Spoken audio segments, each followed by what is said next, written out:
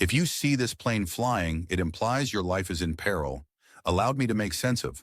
So this is a U.S. Flying Corps plane whose occupation is to keep the notable individuals of America, like their leader, protected during an atomic conflict. One of this plane's motors runs 24/7, so that, assuming an atomic bomb were to fall today, or at the present time, the team could promptly get the plane and take going.